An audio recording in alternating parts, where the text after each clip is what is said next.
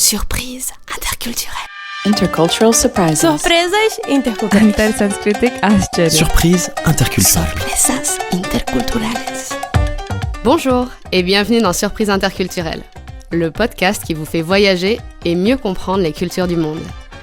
Je suis Charlotte Courtois, conférencière en diversité culturelle et fondatrice de l'ONG Constellatio. Je vous propose de vous raconter des histoires et anecdotes de voyage où j'ai été surprise par des réactions ou des coutumes d'ici et d'ailleurs. Le but ? Découvrir ensemble ce qui est à la base de ces surprises pour savoir comment décoder, comment réagir et comment anticiper tout ça. Allez, je vous laisse découvrir l'épisode du jour. Bonne écoute! Cet épisode est un peu spécial. Il s'agit de l'interview d'un grand monsieur que j'ai eu la chance de rencontrer il y a peu lors du Forum mondial des anciens élèves des lycées français du monde, organisé par l'Union ALFM, l'AEFE, donc Agence pour l'enseignement français à l'étranger, et par le lycée français de Madrid, dont il est ancien élève. Je n'ai pas pour habitude de présenter moi-même mes invités, mais pour une fois, je vais faire une entorse à cette règle.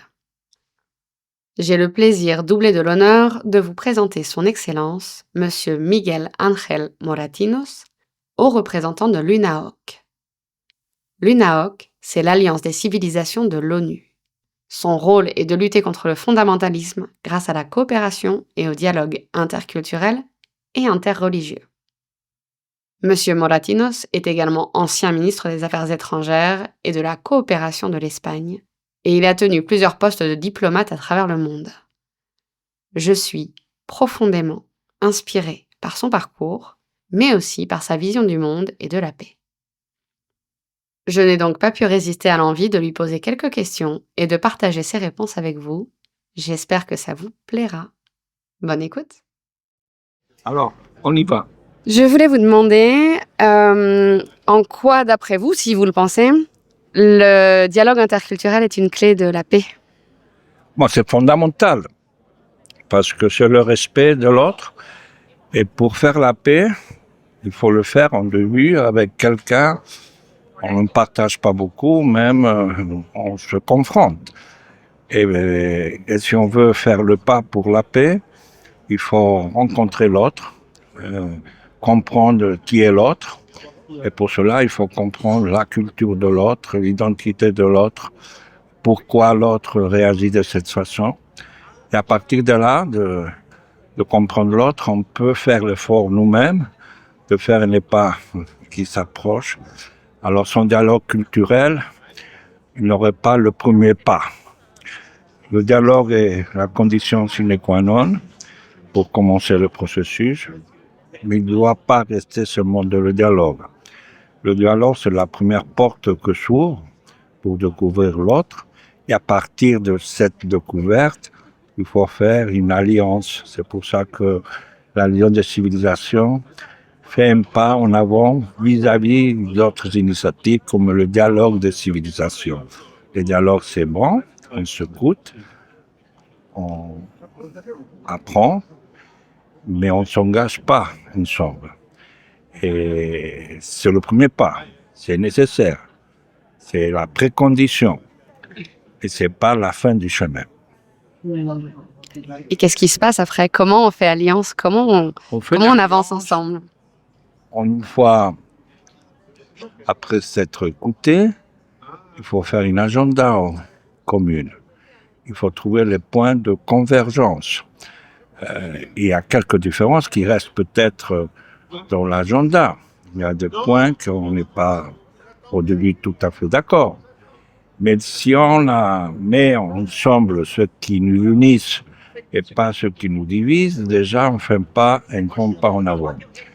À partir de là, on peut après, à chaque élément controversé, différentiel, on peut imaginer la façon de retrouver le compromis, le point d'équilibre, le point de respect et vivre ensemble.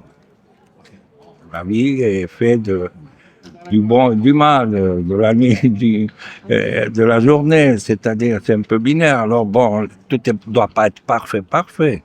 Alors, il faut avoir des sujets qu'il faut encore continuer à discuter pour trouver une solution. Mais cette agenda commun et c'est fondamental pour avancer dans un respect entre différentes pays, nations, cultures, identités, civilisations. On parle souvent des différences culturelles. Là, vous venez me parler aussi de ce qui nous réunit. Je suis curieuse de savoir si vous pensez qu'il y a certaines valeurs qui sont ou qui devraient être universelles. Je crois que oui. D'ailleurs, c'est un grand débat maintenant. Un débat que je suis en train aussi de lancer. En 1945, on adopte la Déclaration universelle des droits humains. 30 articles. C'est une femme qui dirige la rédaction, Eleanor Roosevelt.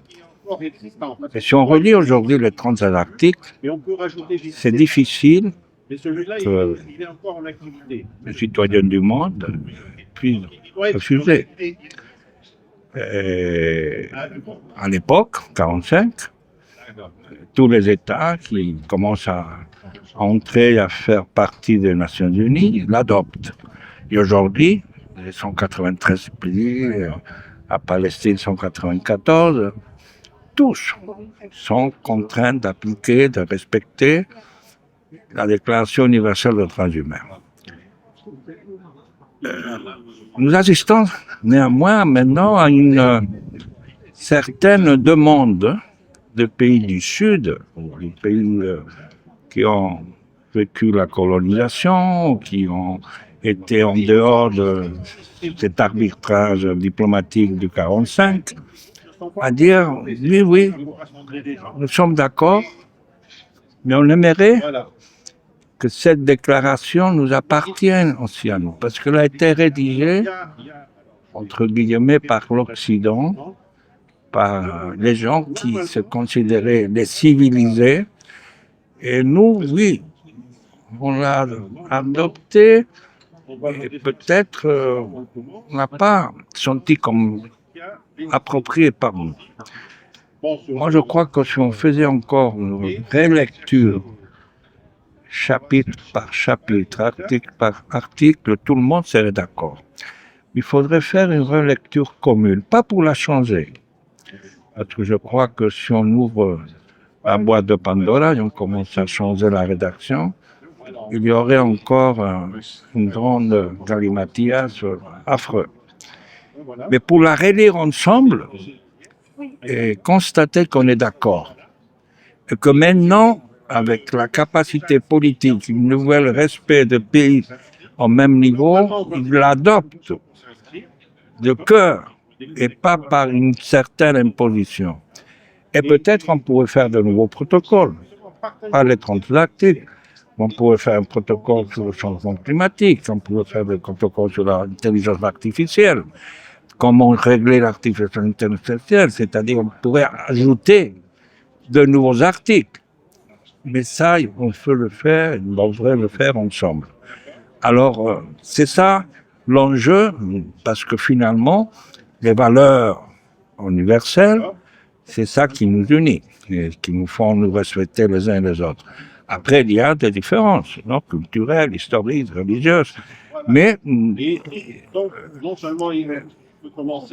ne rentrons pas dans cette dynamique d'exclusion, de rejet, de peur, critiquant les contradictions que chacun en a. Les musulmans disent, bon, vous les chrétiens, vous avez ça, nous les chrétiens, on dit, vous les musulmans, vous ne comprenez pas ça, etc., etc. C'est-à-dire, évidemment, il y a une différence. Le pape François disait, quand je parle avec mes amis musulmans, je ne veux pas les convaincre, je ne veux pas les convertir, parce que je suis convaincu de ma foi. Mais ça me permet de le comprendre mieux, de le savoir, connaître, partager quelques points en commun et bon, et après trouver la solution pour vivre ensemble. Écouter pour comprendre et pas pour répondre, et encore moins pour convaincre. Voilà, c'est ça, non? Absolument. Est-ce que vous avez un message d'espoir? On vit dans un monde qui nous étouffe de pessimisme et pourtant c'est l'espoir qui nous met en mouvement. Est-ce que vous avez un message d'espoir sur l'interculturel? L'espoir, il faut le maintenir tout le temps et Et la preuve, c'est que l'humanité a su surmonter tous les défis qui se sont croisés dans le chemin.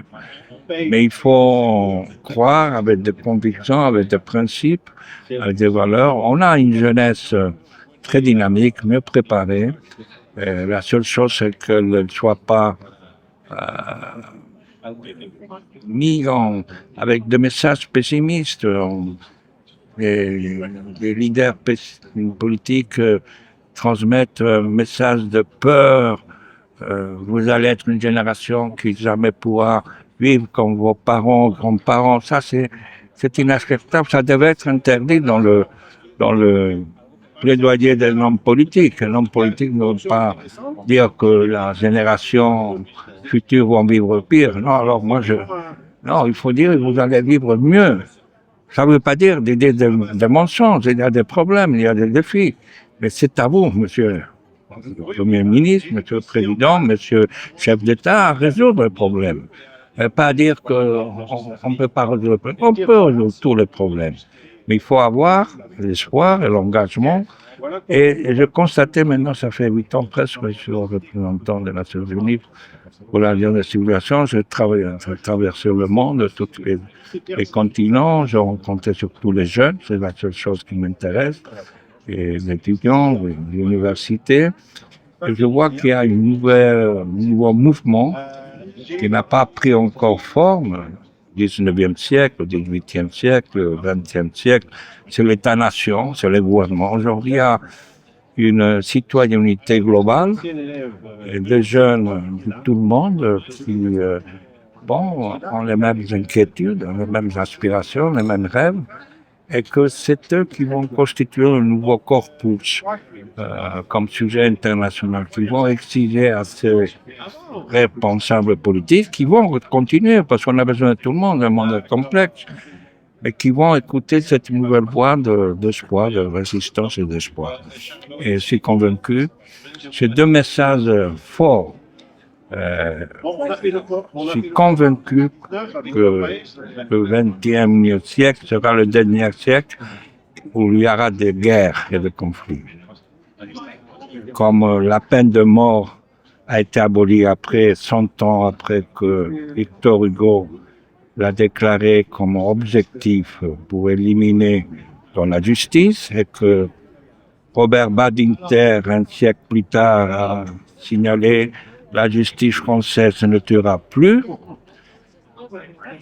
Comment si on a accepté, étant donné cet statut moral, que la justice ne pouvait pas exécuter le plus grand criminel, le plus grand schizophrène, le barbare qui mérite la peine de mort parce qu'on considère qu'on ne doit pas tuer.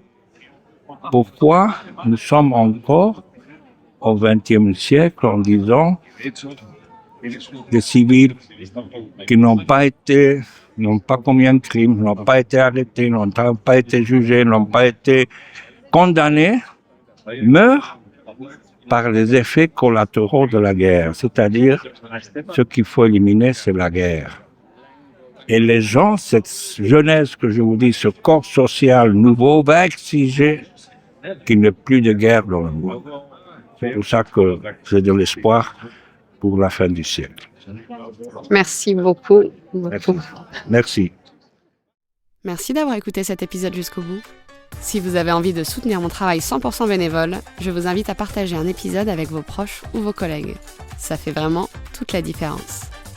À mardi prochain pour un nouvel épisode de Surprise interculturelle.